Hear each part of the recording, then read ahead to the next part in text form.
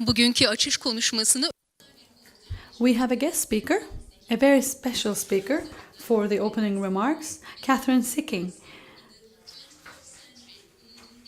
She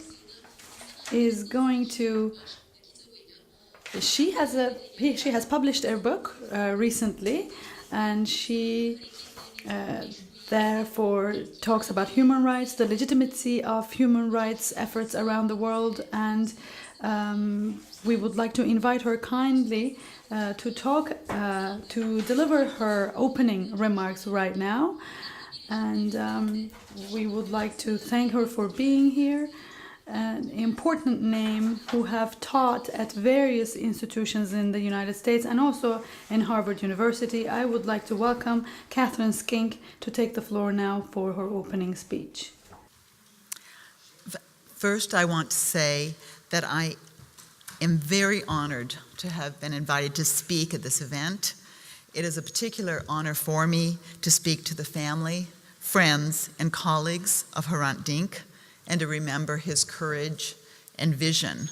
And it's been a pleasure for me in these last 2 days to get to meet Raquel and Dalal Dink personally.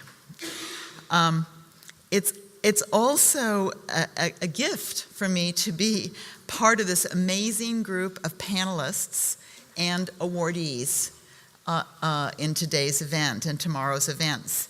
I have learned much from some of you in the past, and I know that I will learn more today, over the next 2 days, from our conversations. So you are the activists and the heroes of this story. I am actually only an academic who studies human rights, but I hope that my research can be useful to you as you continue your journeys. And I very much welcome the title of this conference, Looking into the Past, Envisioning the Future, because this is what I have tried to do with my recent book that I'll be talking about today, Evidence for Hope, Making Human Rights Work in the 21st Century. My belief is that we need in fact to look into the past in order to be able to envision our future. And particularly in 2018, it's an important time to look into the past, because this year we celebrate the 70th anniversary of the Universal Declaration for Human Rights. And so my vision is a vision of trying to think about the last 70 years and where we have come from that point. Now, my book is about the legitimacy and effectiveness of human rights law, institutions, and movements seen over this long term. What I want to clarify first is that with a title like Evidence for Hope, I am not saying that people in this room from places like Turkey or Yemen or Palestine or the United States, just to mention a few of the countries of people represented in this room, I am not saying that we should be hopeful necessarily about our current situation. Rather, I'm saying that we all need to continue our struggles for justice, human rights, and democracy. And in order to do so, it's useful to know something about the effectiveness of past struggles. So I personally have never been so concerned about the current situation in my own country, the United States. I'm very worried about the implications of my current government for our own human rights practices and for human rights around the world. President Trump has embraced authoritarians and elected authoritarians in the world. His own instincts are often authoritarian, whether it be in his attacks on the free press or his efforts to use his own Department of Justice to protect himself from prosecution rather than to protect the rule of law. So rather, I'm trying to look at this longer-term vision and see how we can draw from it inspiration for our current work. You may have noticed, whether in the news, in the academy, or among the general public, there is more pessimism today about human rights and democracy than at any time I can remember in my career. And indeed, the main reason I wrote this book was I felt there was a need to really respond to this incredible pessimism. So there are important scholars writing books today and articles today with titles like The Twilight of Human Rights Law, The End Times of Human Rights, even The Death of Human Rights, or the Post-Human Rights Era. And to give you an idea of how, what this critique means, I want to quote briefly from one of the authors, Eric Posner, professor of law at the University of Chicago, the author of a book called The Twilight of Human Rights Law. And I quote, he says, "Countries solemnly intone their commitment to human rights. They ratify endless international treaties and conventions designed to signal that commitment. At the same time, there has been no marked decrease in human rights violations. The law doesn't work. We should face that fact and move on." End quote. Posner's words have been echoed by many others, whether it be former Secretary General of the United Nations, Ban Ki-moon, who said in 2016, quote, "We have never seen so much suffering in the world since the founding of the United Nations in 1945, unquote. The general public is quite pessimistic about human rights. So surveys show that in countries like the United States, Great Britain, and France, only 5 or 6% of the people think the world is getting better. And I say this, these were surveys taken in 2015, prior to the Trump election, prior to the Brexit vote. So they're not just the result of very current and troubling events. The reason I worry most about this pessimism is actually the impact it can have on the human rights movement itself. We know that human rights workers are because of the nature of their work, may be more prone to depression and to post-traumatic stress syndrome. But we also know that those feelings can be exacerbated by a sense of lack of efficacy of their actions. And so if in this atmosphere of negativity, human rights workers themselves are persuaded that they are ineffective, it can have very devastating effects. It's already sometimes lonely work that can be, I think, made lonelier by the sense of lack of efficacy. So, but I am a social scientist, and I believe that when people say something like Eric Posner said, there has been no marked decrease in human rights violation, that's an empirical question. And dedicated myself to gathering all of the data that I could find using measures of human rights, measures that most of us in this room would accept to be measures of human rights effectiveness, human rights progress in the world. And having gathered that data, some of which I'll share with you today, I am persuaded that blanket statements like Eric Posner's or Ban Ki-moon's are as inaccurate as they are unhelpful. Violence, suffering, and human rights violations in the world are characterized by some areas of retrogression, right? But also by very significant and dramatic progress if we look at this long term of 70 years. Now, so for example, there are issues like the current refugee crisis where Ban Ki-moon is correct. There are more people displaced by war today, more people on the move than ever before since World War II. At the same time, it is true from measures that my colleagues, political scientists, make of war, that there is less war in the world, and there are fewer battle deaths and fewer people killed in war than ever before.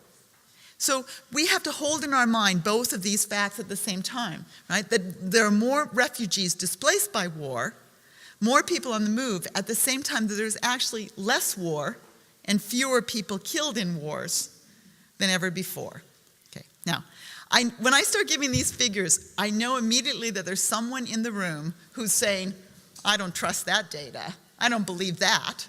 So all I can say is I don't have all my PowerPoint slides with me today where I can put up all my charts, but I'm happy to talk in a question and answer period or at any break during the day about what's the data I'm using. I'm happy to share with you the charts I have in my book and talk about the sources for my data.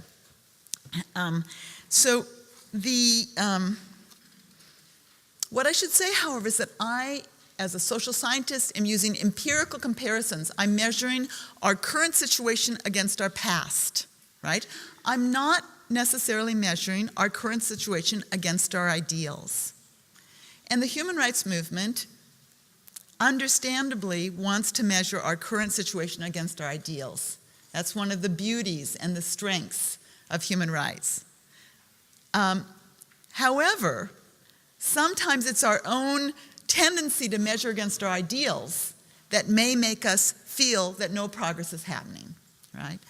The human rights movement, human rights law has been, during these 70 years, has been an amazing increase in the new and novel constitutions, new and novel human rights treaties. We are constantly creating new treaties, whether it be the treaty on the rights of people with disabilities, whether it be the Declaration on Indigenous Rights, whether it be a new planned treaty on the right of the elderly.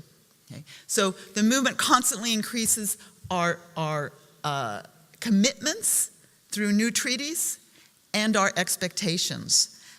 And in doing so, we may paradoxically create a situation for ourselves, right, where we persuade ourselves and our public that the world is getting worse rather than better. As we raise the bar with more human rights treaties, as we produce more and more reports about more and more violations of new rights and different rights around the world, we may inadvertently give evidence to people like Eric Posner about our own lack of effectiveness.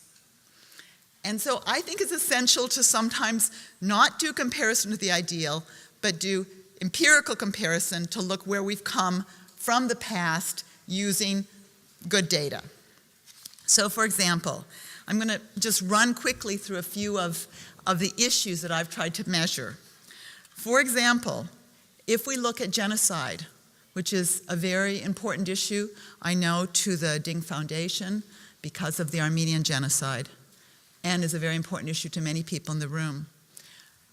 The measures, there's political scientists who measure genocide, and what we see is actually genocide reached a high point in the 1970s, 80s, and 90s, and has declined since that time. We don't know entirely the reasons for that decline, but one of the reasons is that for the first time there is an increase in individual criminal accountability for mass atrocity. That increase in individual criminal accountability for mass atrocity is a creation of human rights movements, human rights institutions, and human rights law. And in my own research, this is a quantitative research and qualitative research with a team of researchers, we have found that those countries that use human rights prosecutions to address mass atrocity see improvements in their situation compared to countries that do not have human rights prosecutions.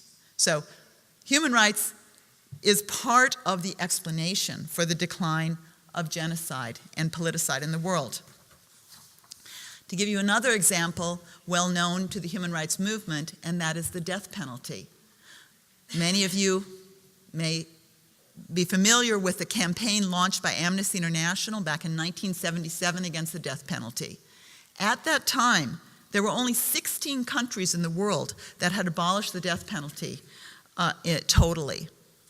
Today, there are 104 countries in the world that have abolished the death penalty completely in law, and there are 140 countries that have abolished it in law or practice. Practice is defined by not using the death penalty for at least 10 years. That increase from 16 to 140 is a very dramatic increase, and it's due partly to the activism of groups like Amnesty International and partly to law. We know there are protocols for abolishing the death penalty. Scholars have shown that countries that ratify those protocols, such as Turkey, are more likely to abolish the death penalty.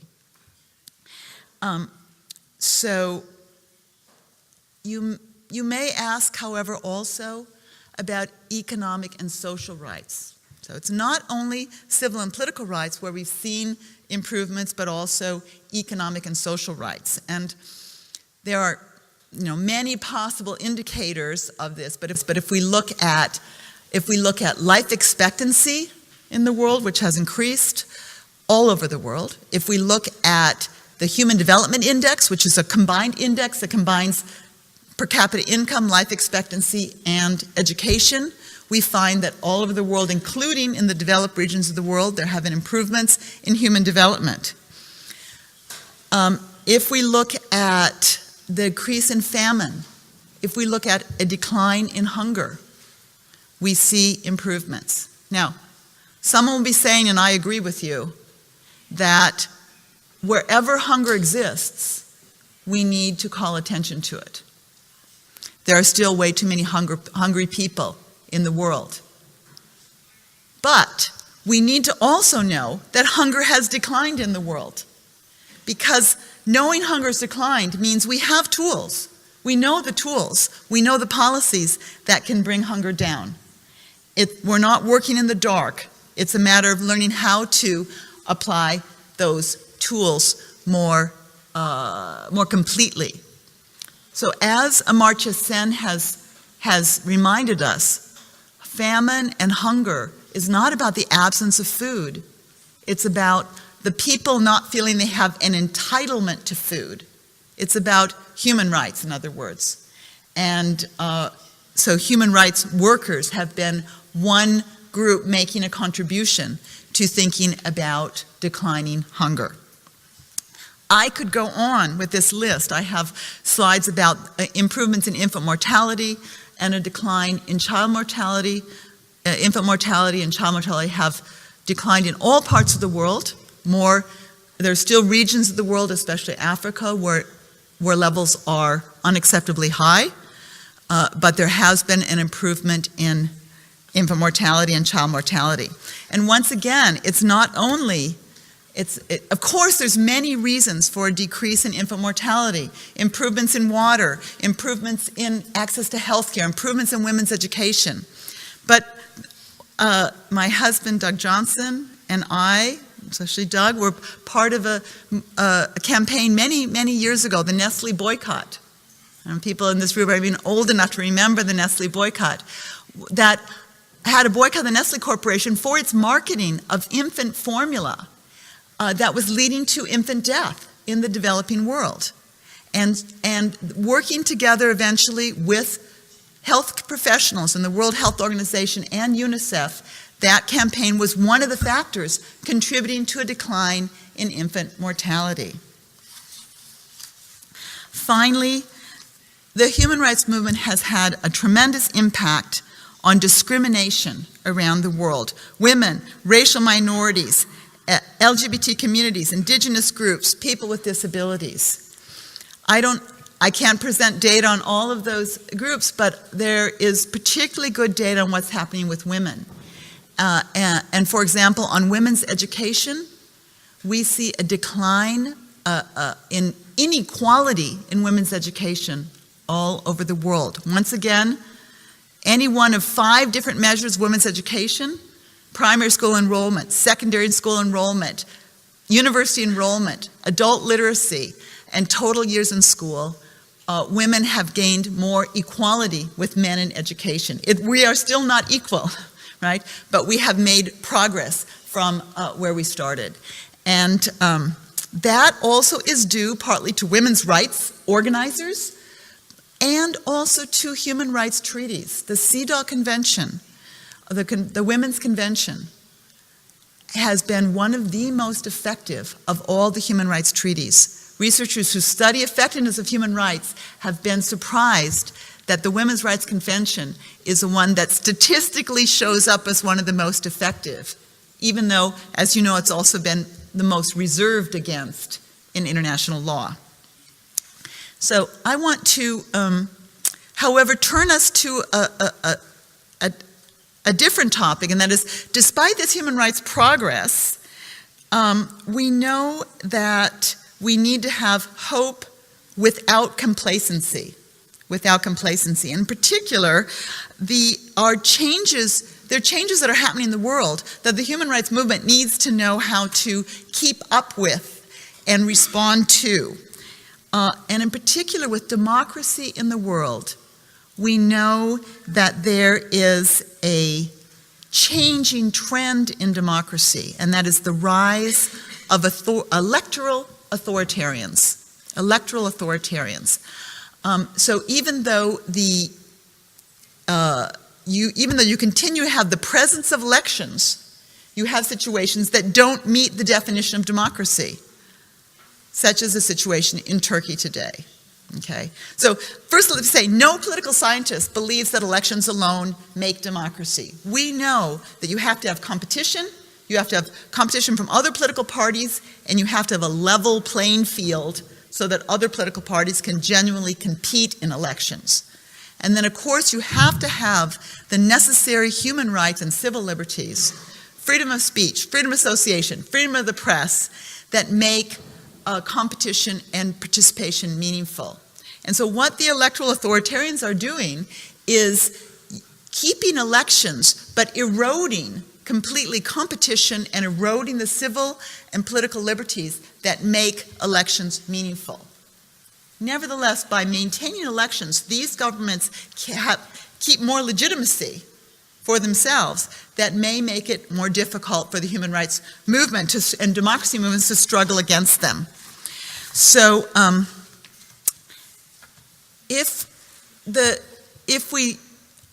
human rights movement needs a new playbook to confront these electoral authoritarians. The electoral authoritarians have had a learning curve. There's a book called The Dictator's Learning Curve. They have learned that outright coups, outright military governments, outright closing of all of the institutions no longer works in today's world, where democracy has much greater legitimacy than ever before. So instead, there's an effort to erode democracy from inside through these electoral authoritarian means. And because of that, the human rights movement needs to find new ways to respond to electoral authoritarians with this greater legitimacy. One of the problems is that when you actually look at the measures of democracy, you still have today in the world a high level of democracies. But for the first time, you have 24 countries that have eroding democracies. This is a high since 1979. And of those 24 countries, Turkey is the one that is the top of the list according to Freedom House. But we also have eroding democracies elsewhere, and the United States in the last years has eroded from one list that listed us as number 7 in democracy to number 31 in democracy. So we too have experienced a very dramatic decline in the quality of our democracy. The situation in Turkey today is one that you all know the story all too well, far better than I do. This is no longer, by these coding organizations, Turkey is no longer considered a democracy. It's considered a country that is not free by Freedom House. Another coding group, VDEM, considers it an example of autocratization, becoming more autocratic.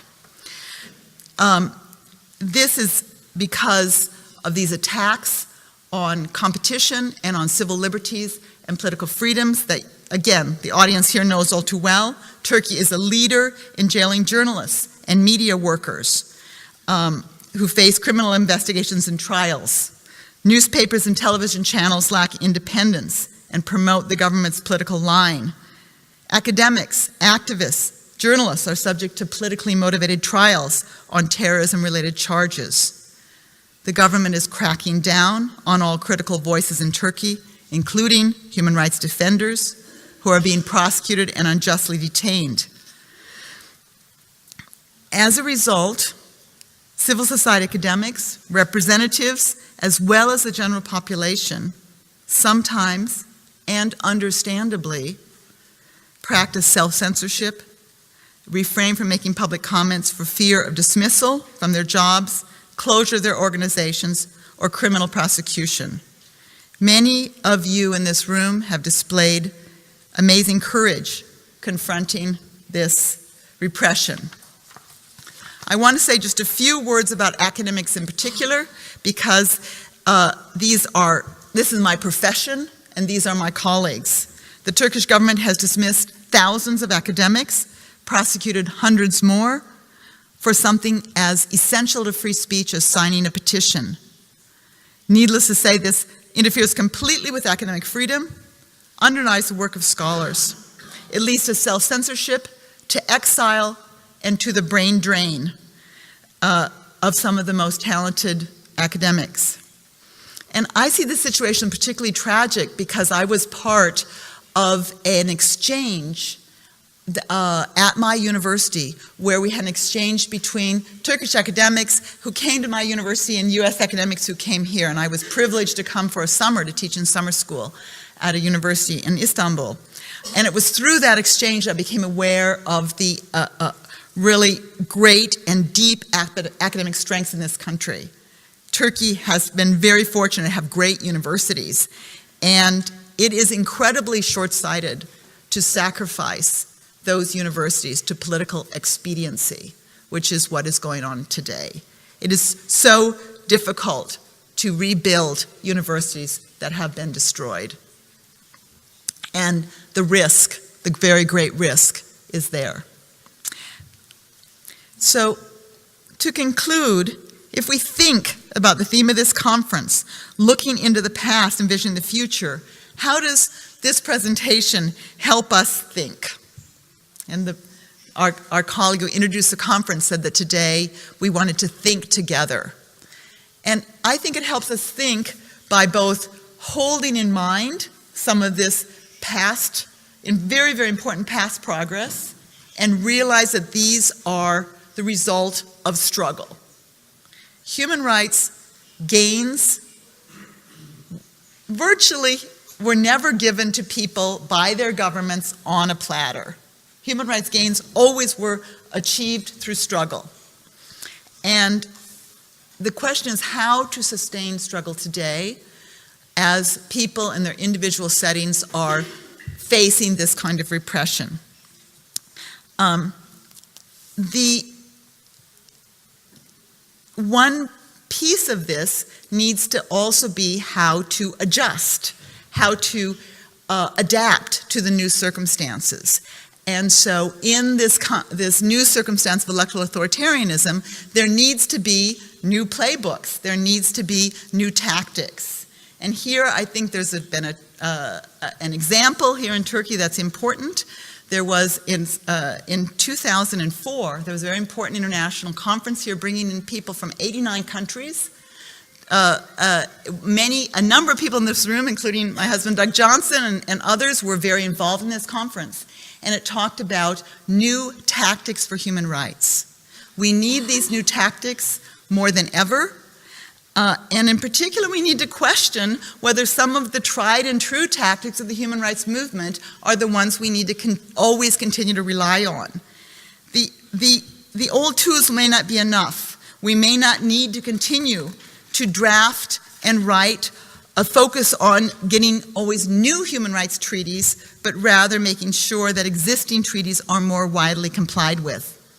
Naming and shaming may not always be the correct tactic for many human rights crises, and we need new coalitions of actors to take the lead, including coalitions of actors that involve actors from the global south.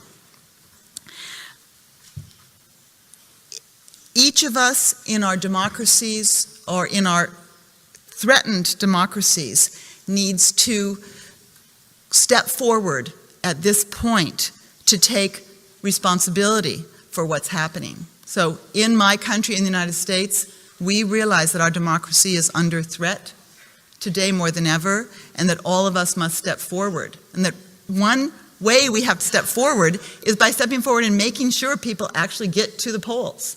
One of the problems we have in the United States is that not enough people have cared enough about democracy to vote in elections. In the last midterm elections, only 18 to 23% of college students, eligible college students, went to the polls. We are working very hard to make sure that in this new midterm election in November 2018, that people realize that their democracy is under threat and that they take action to participate in the polls. You in Turkey are in a more difficult situation. There are no clear guidelines. You are making your path as you work together and as you work with your international allies and colleagues. I just hope that the purpose of my book was to really echoes a saying by a community organizer in Chicago, Saul Alinsky. Saul Alinsky said that to bring about social change, you need three things. You need anger, you need hope, and you need to believe you can make a difference. In these dark and difficult times, it is not difficult to summon anger, but sometimes it's difficult to summon hope. And we need a hope without complacency. But we also need to know that it's possible to make a difference. And I think by looking over these last 70 years, we see what changes have been wrought. It is possible to make a difference. We have the tools at our disposal. And the issue is how to give people the support so they continue to struggle and sustain themselves in the long struggle ahead. I hope I've left enough time so that we can already begin to think together. So, and I believe I have about 10 or 15 minutes in order to take already some comments from you or questions from you. I have my translator device here, so I would very much welcome questions in Turkish or comments in Turkish or in English from those of you in the audience. Thank you.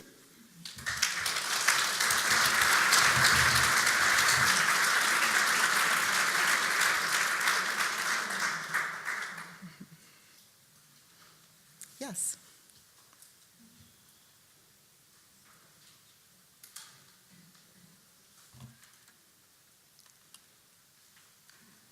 Thank you for your presentation. My question is there any research done related with the environmental issues and sociological results?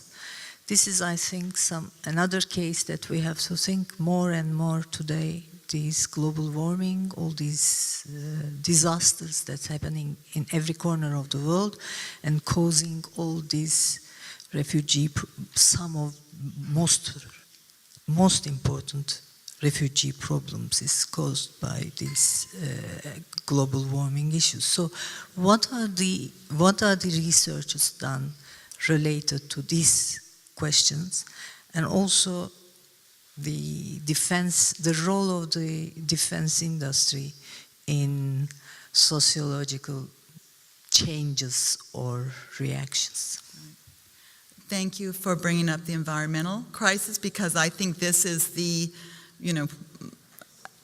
most kind of existential challenge of our times.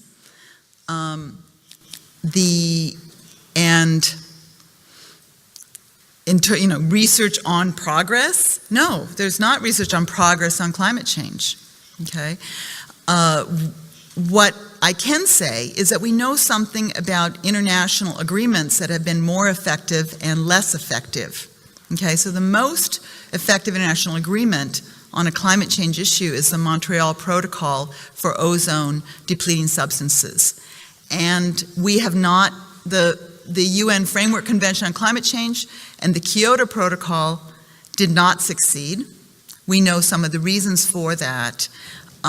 And we hope now that the Paris Agreement, by incorporating more actors, more flexible goals, and better monitoring, is one step. But the issue is this: climate change has reached the point where every single actor who is connected to the structural injustice of climate change and can act, must act. We are past the time of the responsibility as blame model. We can't only say, oh, the people who are to blame have to act and the rest of us don't have to act. No, everyone has to act, including not just states, but individuals, of course, corporations, institutions, municipal governments. At every point, every actor socially connected must act, or else we won't be able to head off this disaster.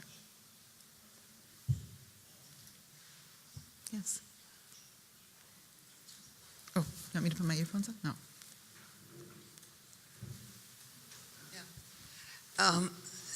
Thank you for a very interesting presentation.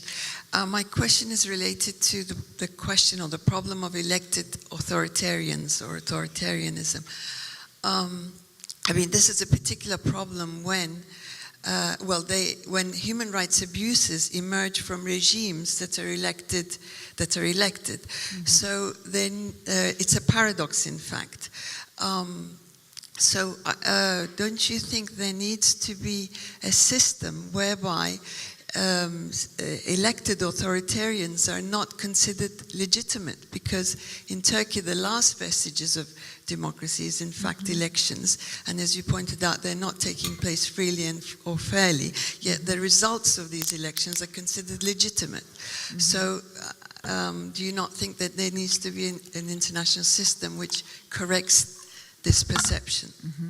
That's one question. The second is, well, you did actually point out that the reality and the perception of human rights abuses is not the same, but nevertheless there is a very strong perception that human rights are not moving in a positive way, and I mean there are not sufficient improvements, and I think it's perfectly legitimate to expect better results, given the fact that we're in the 21st century, right, despite all the data you provided to prove the contrary. Thank you. Thank you for those comments and questions. On the issue of electoral authoritarians, I think it's very important that everyone always clarify what democracy means, and that no one who works on democracy actually thinks that elections equal democracy.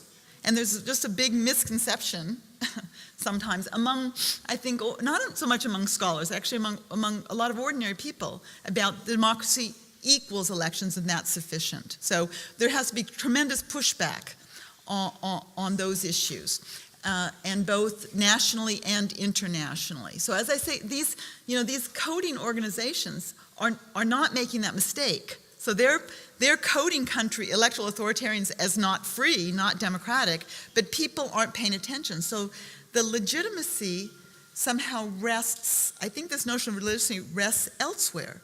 It rests in this kind of gut level sense that a lot of ordinary people have, that if you have an election, that's sufficient. The people have spoken. And that's what we have to push back against at all levels. Okay. This is the kind of the issue, the essence of my book. Of course we need to have high expectations. Of course we need to ask the most. And we have to be aware at the same time, right, that we have to be able to talk about empirical progress even as we ask more. And the problem is, in asking more, we often, I think just out of habit, take the point of view of everything is bad, everything has gone poorly, and now we want more. Because that's the easiest way to talk about wanting more. And it's harder to talk about wanting more when you say there has been progress. The human rights movement, the democracy movement has contributed to progress historically, and now we want more. Yeah, because we're afraid that people will think if we say there has been progress, we'll be complacent. But we don't worry about despair. We don't worry that in our own actions we help create despair by saying, you know, things are awful, we have to ask for more. And so I think we have to beware equally of complacency and despair. We've been too worried about complacency and not worried enough about how we might contribute to despair.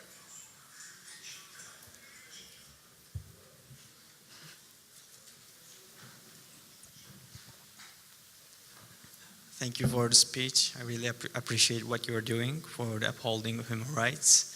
My question is also on the efficacy of the human rights law, because I'm a law student. I want to specialize in human rights, especially refugee crisis, refugee law.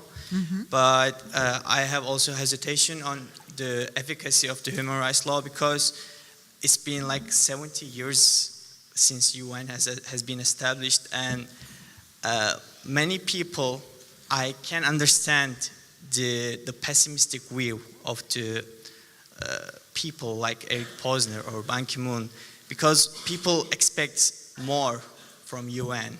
Like, for example, we couldn't prevent the Boston massacre or Rwanda genocide at that time. And there has been many crises since then, like Syrian refugee crisis, and we could have done more. But, you know, it stems from the dynamics of the international law. But what do you think in the foreseeable future, what do you think that will happen to increase the legitimacy of human rights law? Mm-hmm.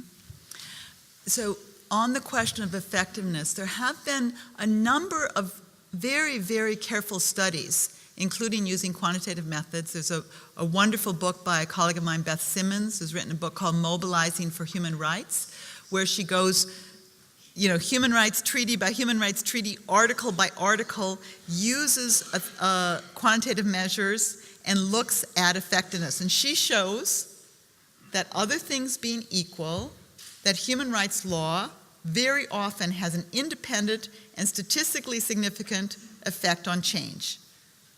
That's what we would want, okay? Now, your question is related to the question prior. It's not enough change. And so we say, even though human rights law has an independent, statistically significant effect on change, that's not enough for us. We want more change, okay? And I need to, you know, repeat what I just said. And I think that if nonviolent change comes slowly,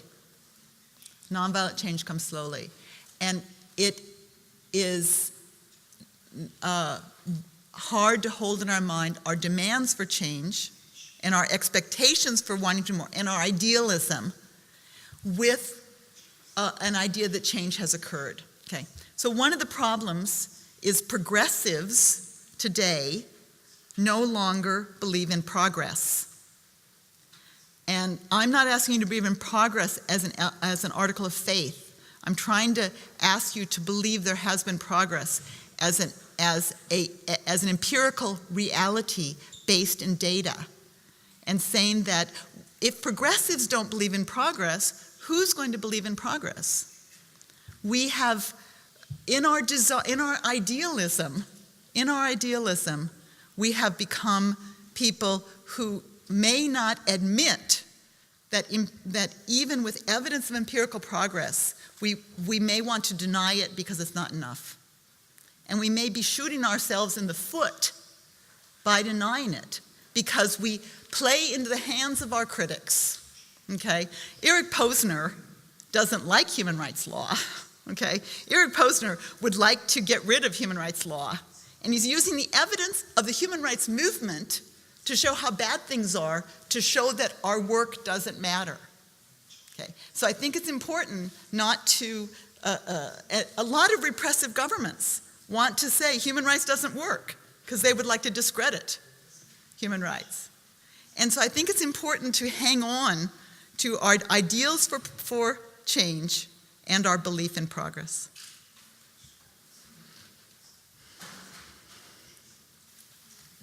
Time's up. Thank you very much. And I look forward to